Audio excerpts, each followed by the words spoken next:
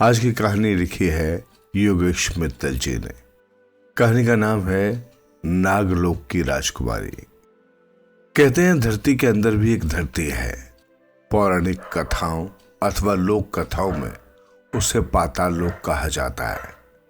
पर हम ये जो कहानी सुनाने जा रहे हैं ये पाताल लोक की नहीं, ये नागलोक की एक राजकुमारी की कहानी है। पुरानी कहानियों में पृथ्वी के भीतर एक नागलोक का भी जिक्र आता है। कुछ विद्वान उसे पाताल लोक कहते हैं, किंतु कुछ उन विद्वानों से भिन्न मत रखते हैं और नागलोक का एक अलग अस्तित्व बताते रहे हैं। ये कहानी हजारों लाखों वर्ष पुरानी है, जब ये मान्यता था कि धरती के अंदर भी एक धरती है और वहां भी हमारी पृथ्वी जैसा अनूठा संसार बसा हुआ है और वहां नागों के राजा का राज है। वे नाग चमत्कारों का पिटारा है और ढेर सारी जादुई शक्तियों के स्वामी भी हैं। उन दिनों नागलोक से नाग कन्याएं भी अक्सर सुंदर युवतियों का रूप धारण कर धरती पर आया करती थी और धरती के अति सुंदर सुंदर स्थानों का भ्रमण किया करती थी।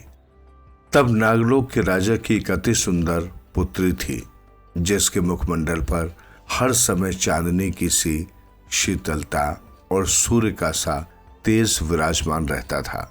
उसका रूप इतना आकर्षक था कि जो भी एक बार उस पर दृष्टि डाले अपलक देखता रह जाए।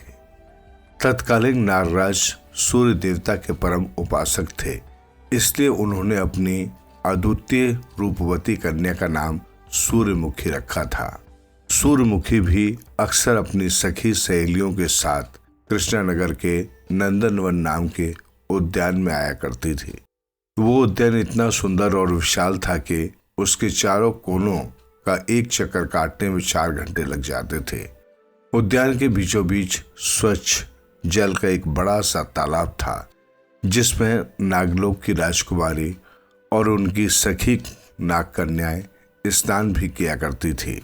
नाग कन्याएं प्रत्येक रात्रि के 12 बजे नंदनवन में आती और नंदनवन के स्वच्छ तालाब में स्नान करने के बाद भोर के 4 बजे वापस नागलोक लौट जाती।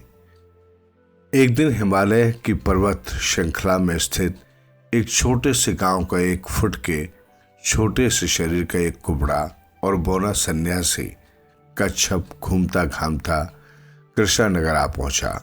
कच्छप के हाथ पैर बहुत छोटे छोटे थे और पेट गेंद की तरह फूला हुआ था। यदि वो पेट के बल किसी जगह जमीन पर सो जाता तो दूर से एक कछुआ और पास से एक गेंद जैसा लगता था। कच्छप जब कृष्णनगर पहुंचा तो रात हो चुकी थी। सभी नगरवासियों के घर के द्वार बंद थे। स्पष्ट था कि नगरवासी सो चुके हैं। ग्रीष्मकालीन समय था, पूर्णिमा की रात थी। पूरा चांद आकाश में ऐसे चमक रहा था जैसे छत पर ही उपस्थित हो। चांदनी ने चारों ओर तीव्र प्रकाश फैला रखा था। घूमता घामता कच्छप नंदनवन के निकट पहुंचा तो वहां से बाहर दूर तक फैल रही फूलों की सुगंध से मंत्रमुग्ध हो गया और उद्यान में गया तो उसकी खूबसूरती से भाव विभोर उठा। उसने सोचा कि आज की रात इसी सुगंधित उद्यान में व्यतीत की जाए। कच्छप उस उद्यान के तालाब से कुछ दूरी पर स्थित बहुत मोटे तने वाले एक विशाल वृक्ष के नीचे लेट गया और सो गया। रात के 12 बजे के बाद नागलोक की राजकुमारी सूर्यमुखी और उसकी सखी नाग कन्याएं नंदनवन में आईं। सभी नाग कन्याओं ने नाग की केचुली शरीर के वस्त्र की तरह उतार दी और पृथ्वीवासी 2 हाथ 2 पैर, पेट पीठ कान नाक मुंह वाली अनुपम सुंदरियों में बदल गई। अब सभी नाग कन्याएं पृथ्वी की सुंदर सुंदर कन्याओं जैसी लग रही थी। नागलोक की राजकुमारी सूर्यमुखी अपनी सखी सहेलियों के साथ नंदनवन के तालाब में उतर गई और सभी नाग कन्याएं एक दूसरे पर तालाब के स्वच्छ जल को उछालते हुए जल क्रीड़ा करने लगी। चांदनी रात थी। उद्यान का कोना कोना स्पष्ट नजर आ रहा था।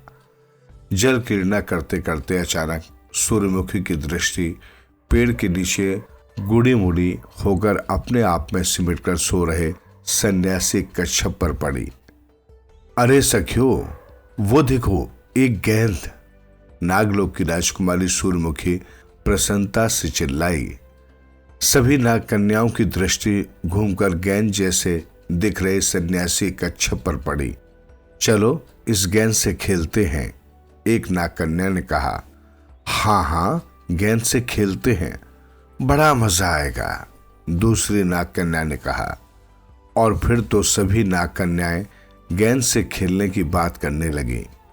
नागलोक की राजकुमारी सूर्यमुखी मुस्कुराई और उसने अपने दाएं हाथ की तर्जनी सीधी कर उस गेंद की ओर जादुई चुंबकीय शक्ति छोड़ी।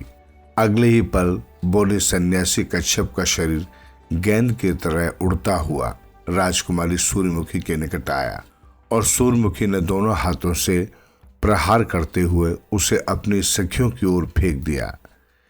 नींद में डूबा सन्यासी कच्छप इस आकस्मिक विपत्ति से बुरी तरह बौखलाकर चिल्लाया। तब तक राजकुमारी सूर्यमुखी की सखियों ने भी गेंद रूपी कच्छप के शरीर पर प्रहार कर उससे सूर्यमुखी की ओर फेंक दिया था। किंतु इस बार कच्छप सूर्यमुखी से कुछ दूर पहले ही हवा में रुक गया और अपनी भयंकर लाल लाल आंखों से सूर्यमुखी की ओर देखते हुए एक बार फिर भयंकर ढंग से चीखा। उसकी चीख इतनी भयंकर थी कि सभी नाग कन्याएं तुरंत ही तालाब के बाहर निकल अपनी अपनी नाग केशली पहनकर नागिनों के रूप में परिवर्तित हो गई। भागो राजकुमारी भागो! राजकुमारी सूर्यमुखी की कई सखियां चिल्लाई। ये गेंद नहीं है, ये कोई तपस्वी है, हमें शाप दे देगा। और सभी कन्याएं अदृश्य होकर नागलोक की ओर भाग चले। किंतु सन्यासी कच्छप राजकुमारी सूर्यमुखी की आंखों के बिल्कुल सामने हवा में टंगा था और अपनी लाल लाल आंखों से उसे घूरते हुए चिल्ला रहा था। अरे नीच दुष्टा, तूने मेरी नींद में खलल डाला और मुझे गेंद की तरह उछाला। जा, तू आज से अपनी सभी जादुई चमत्कारी शक्तियां भूल जा और इसी पृथ्वी पर एक मामूली युवती बनकर रहे।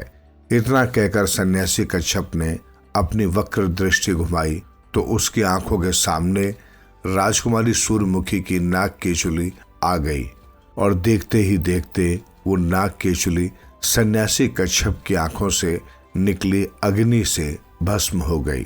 पल भर के लिए तो नागलोक की राजकुमारी सूर्यमुखी समझ ही नहीं पाई कि अचानक क्या हो गया, परंतु जैसे ही समझी वो सन्यासी कच्छप के चरणों में नतमस्तक हो गई और रोते हुए बोली, भगवान मुझे क्षमा कर दीजिए, मैंने जानबूझकर कोई अपराध नहीं किया, सब कुछ अनजाने में मेरी अज्ञानता के कारण हो गया, मुझे ऐसा कठोर दंड मत दीजिए।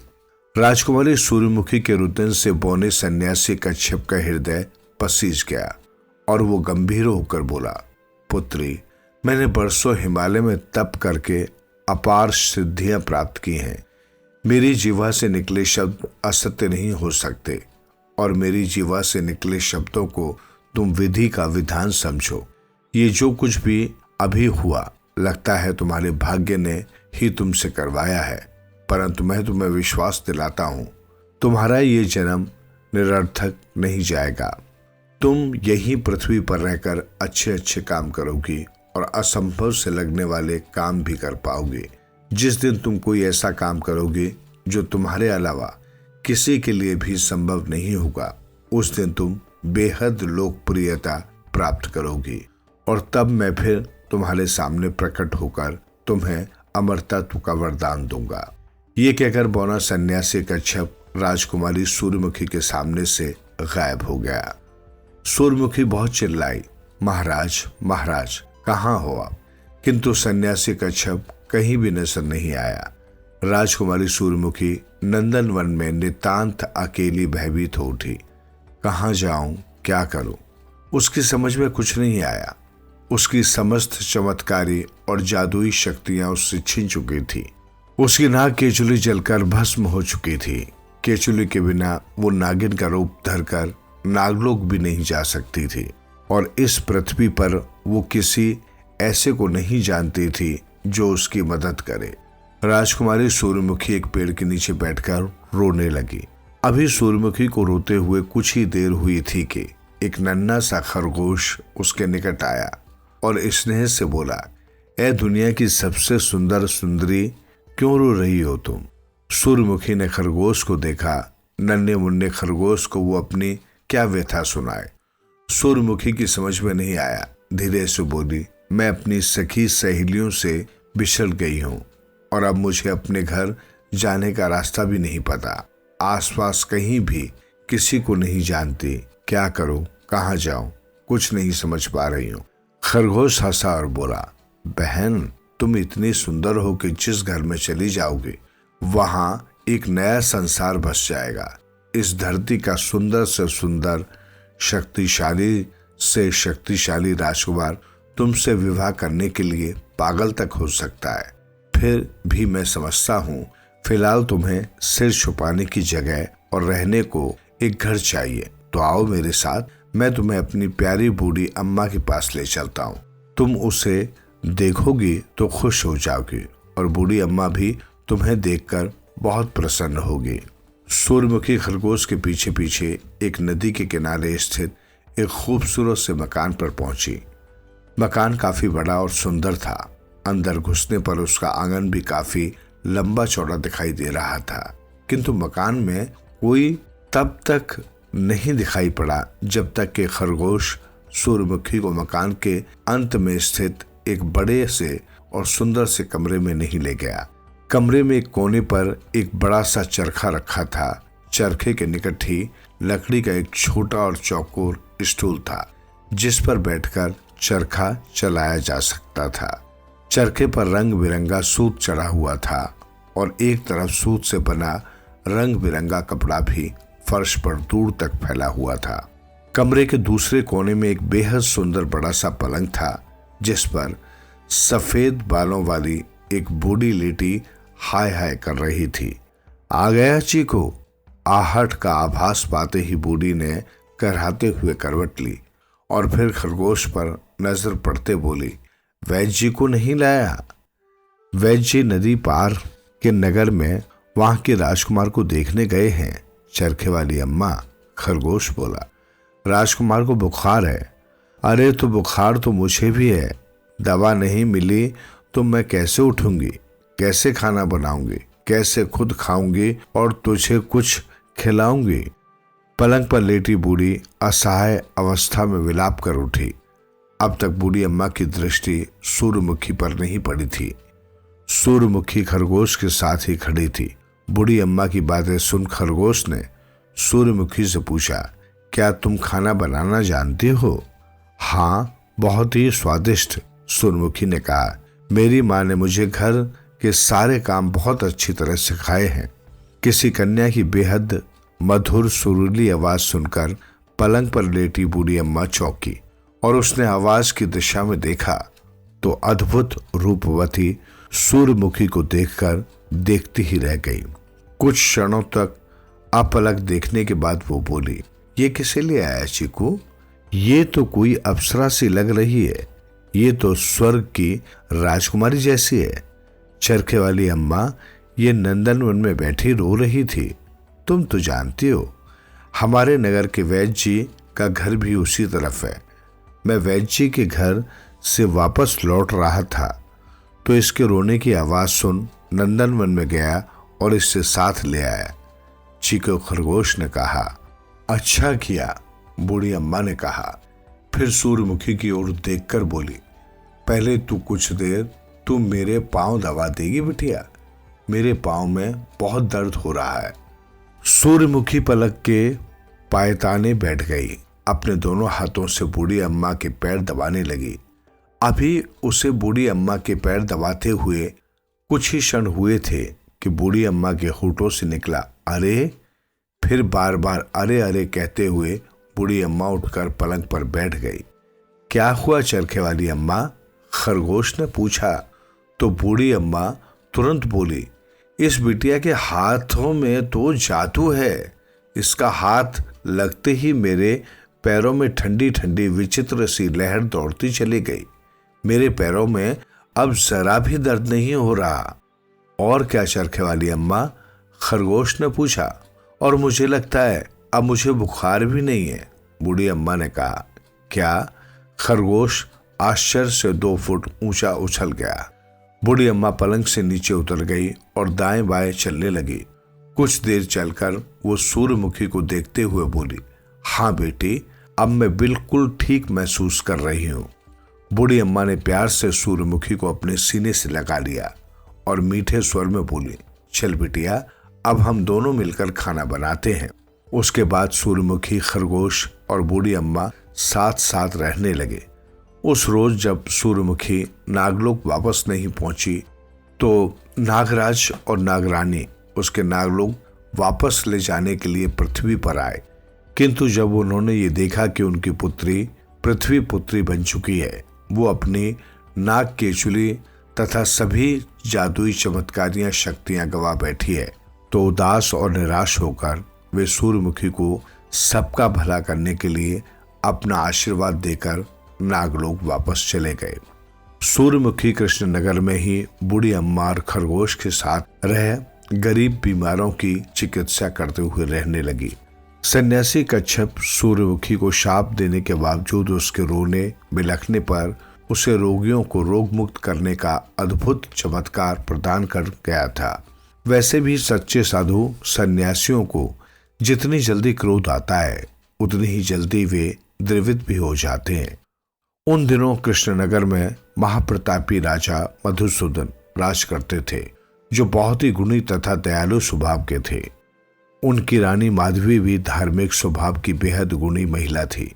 उनके एक अति सुंदर पुत्र मोहन था, जिसकी आयु 5 वर्ष थी और वो अपने माता पिता से बहुत प्रेम करता था। जब सूर्यमुखी का हाथ लगते ही रोगियों के रोग मुक्त हो जाने की कीर्ति दूर दूर तक फैल गई, तो राजा मधुसूदन और रानी माधवी को भी दरबारियों से सूर्यमुखी के बारे में ज्ञात हुआ। राजा रानी ने विचार किया कि एक दिन हम भी उस चमत्कारी महिला सूर्यमुखी से मिलने चलते हैं, जो हमारे राज्य में रहकर राज्य के निवासियों को रोग मुक्त कर रही है। राजा रानी और राजकुमार प्रस्थान के लिए रथ पर बैठे ही थे कि कृष्णनगर के महामंत्री सुजान सिंह दौड़े दौड़े वहां आए और बोले, रुक जाइए महाराज, राज्य ज्योतिषी ने बताया है कि आज का मुहूर्त ठीक नहीं है और गुप्तचरों से समाचार मिला है कि पड़ोस के शत्रु राज्य मुंगेरगढ़ के राजा दुर्जन सिंह ने राज परिवार के नाश के लिए एक मंत्र सिद्ध काला भुजंग विषधर नाग छोड़ा हुआ है, जिसके कांटे का कोई इलाज नहीं है। वो नाग महाराज मधुसूदन राज को डसने के लिए मुंगेरगढ़ की सीमा से निकल चुका है और कृष्णनगर की सीमा में प्रवेश कर चुका है। राजा मधुसूदन ने एक क्षण सोचा, फिर बोले, महामंत्री, यदि वो मंत्र सिद्ध भुजंग नाग हमारे लिए छोड़ा जा चुका है तो हम कहीं भी रहें वो हमें ढूंढता हुआ हम तक पहुंच ही जाएगा। अगर हम यहीं राजभवन में रहे तो वो हमें डसकर चला गया तो हम यहीं मर जाएंगे, लेकिन हो सकता है वो भुजंग नाग जब हमें डसे तो हम उस चमत्कारी सुंदरी सूर्यमुखी के निकट हों तो हमें बचा ले। महामंत्री सुजान सिंह राजा मधुसूदन राज की इस बात के आगे निरुत्तर हो गए। फिर भी कुछ सोचकर बोले, ठीक है, लेकिन अच्छा होगा यदि आप अपने साथ कुछ सैनिकों, सुरक्षा कर्मियों तथा राजवैद्य को भी साथ ले जाएं। राजा मधुसूदन राज ने महामंत्री सुजान सिंह की ये बात मान ली और वो सदल बल सूर्यमुखी से मिलने चरखे वाली बुढ़ी अम्मा के घर की ओर चल दिए। सुबह के निकले आराम आराम से दोपहर तक राजा मधुसूदन राज नदी के किनारे स्थित चरखे वाली अम्मा के घर तक पहुंच गए, लेकिन वो बूढ़ी अम्मा के घर में प्रवेश करने के लिए रथ से नीचे उतरे ही थे कि नदी से भयंकर काला भुजंग नाग निकलकर मुंह फाड़े राजा मधुसूदन राज पर झपटा।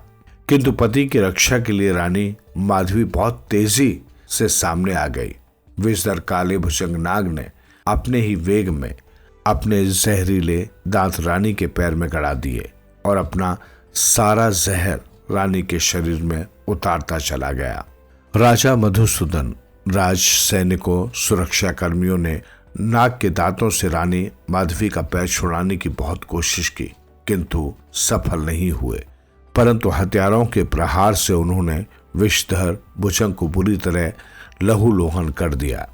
विषधर काला भुजंग अंततः मर तो गया, किंतु मरने से पहले उसने अपना सारा जहर रानी माधवी के शरीर में उतार दिया और जहर के प्रभाव से रानी का शरीर नीला पड़ने लगा।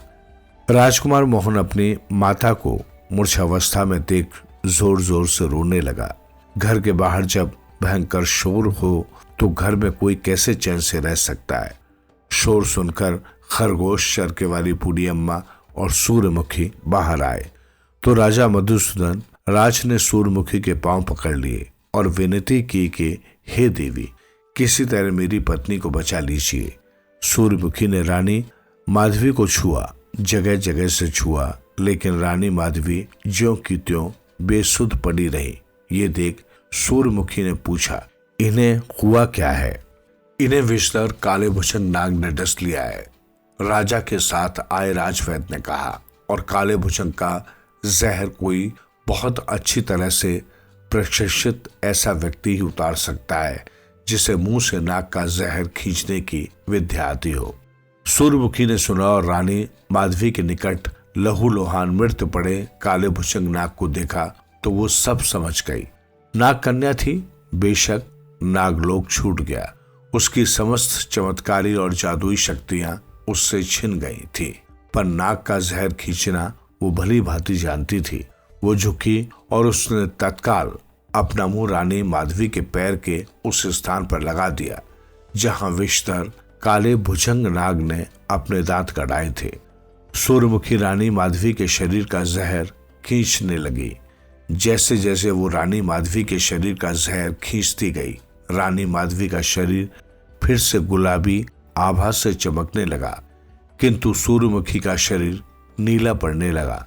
अंततः सूर्यमुखी ने रानी माधवी के शरीर का सारा जहर खींच लिया तो रानी माधवी वापस शुद्ध में आकर उठ बैठी, किंतु तब तक सूर्यमुखी का शरीर बिल्कुल नीला पड़ चुका था और उसकी आंखें मुंदने लगी थी। चरखे वाली अम्मा और खरगोश ये देख फूट फूट कर रोने लगे। तभी वहां अचानक ही मानो सूर्य का कोई गोला सा फटा और सूर्यमुखी के बिल्कुल निकट सन्यासी कच्छप प्रकट हुआ। सन्यासी कच्छप को देखते ही सूर्यमुखी ने उनके पांव पकड़ लिए और बोली, मेरा अंत समय आ गया है महाराज, मुझसे अनजाने में जो भी अपराध हुआ अब उसके लिए पूरी तरह क्षमा प्रदान कर दे। मैंने तो तुम्हें बहुत पहले क्षमा कर दिया था सूर्यमुखी, सन्यासी कच्छप ने कहा। आज तो मैं तुम्हें मोक्ष और अमर तत्व प्रदान करने आया हूं। सूर्यमुखी मुस्कुराई और उसने सन्यासी कच्छप के चरणों में प्राण त्याग दिए। तब सन्यासी कच्छप ने राजा मधुसूदन राज से कहा, सूर्यमुखी के दाह संस्कार का प्रबंध करो राजन। सूर्यमुखी के दाह संस्कार का बहुत विशाल रूप से प्रबंध कर दिया गया और नदी किनारे चंदन की लकड़ियों के विशाल ढेर पर मृत शरीर को लिटाया गया। फिर खरगोश के द्वारा चिता को अग्नि प्रदान कराई गई। जब चिता जलकर पूरी तरह राख हो गई तो सन्यासी कच्छप ने अचानक एक फूंक मारी और उसके फूंक मारते ही बहुत तेज आंधी उठी और सूर्यमुखी के शरीर की राख हवा में हर तरफ उड़ती चली गई और हृदय से पाषाण की तरह कठोर दिखने वाले सन्यासी कच्छप की आंखों से तब आंसू बहने लगे। उस समय आकाश में भी काले काले ढेरों बादल प्रकट होकर बरसने लगे। सन्यासी कच्छप बुदबुदाए, पुत्री सूर्यमुखी, जहां जहां भी तुम्हारे शरीर की राख एक कण भी गिरी होगी वहां सूर्यमुखी के हजारों लाखों फूल खिलेंगे और तुम हमेशा हमेशा के लिए अद्भुत खिले पुष्प के रूप में अमर रहोगी। फिर सन्यासी कच्छप खरगोश और चरखे वाली अम्मा की ओर मुड़ा और बोला, तुम दोनों ने सूर्यमुखी को अपने परिवार का हिस्सा बनाकर अपने साथ रखा, इसके लिए तुम भी हमेशा याद किए जाओगे और लोगों को अक्सर चंद्रमा पर खरगोश तथा चरखा काटने वाली बुढ़िया की छाया दिखाई दिया करेगी और अपनी बात पूरी करने के साथ ही सन्यासी कच्छप अदृश्य हो गए। इस कहानी से आप लोगों को ये समझना चाहिए कि जीवन में हर कार्य सोच समझकर सावधानी पूर्वक करना चाहिए। जाने अनजाने आपके किसी भी कार्य से किसी को चोट नहीं पहुंचनी चाहिए। यदि कभी कोई भूल चूक हो भी जाए तो क्षमा मांगने में तनिक भी संकोच नहीं करना चाहिए। आप लोगों ने सूर्यमुखी के फूल तो अवश्य देखे होंगे।